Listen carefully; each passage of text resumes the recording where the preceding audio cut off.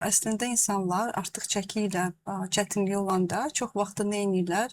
Müəyyən detoks proqramlarından keçirlər, bəhri saxlayırlar, bədəni daha da çox stres rejiminə salırlar. Amma əslində artıq çəkinin arxasında stressdir, daimi daxili gərginlikdir, emosiyaların yaşanmamasıdır, duyğuların yaşanmamasıdır. Bəzən insanların içində o qədər deyilməmiş sözlər var, onların daxildə qalmasıdır və çölə çıxırmamasıdır və insan çox uzun bir zamanda pəhriz saxlayanda və uzun zaman ərzində detoks proqramında qalanda bədən stresə düşür və nə edir? Bizim beynimizin əsas funksiyası nədir? Bizi həyatda saxlamaqdır. Düz vurğuladın onu sən. Bizi bu həyatda saxlamaq və qorumaqdır.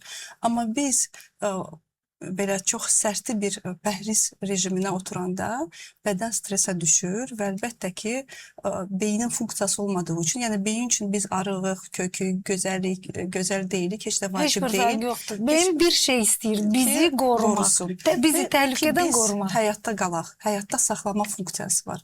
Ona görə, əgər mən uzun müddətli pəhrizdə qalaramsa, əlbəttə ki, növbəti mərhələ nə olacaq?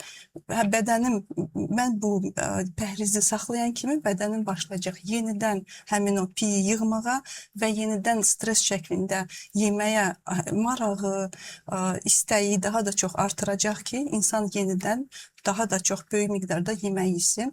Amma burada vurğulamaq istəyirəm ki, artıq çəkin arxasında heç də yemək porsiyası deyil, bildiyimiz kimi. Çünki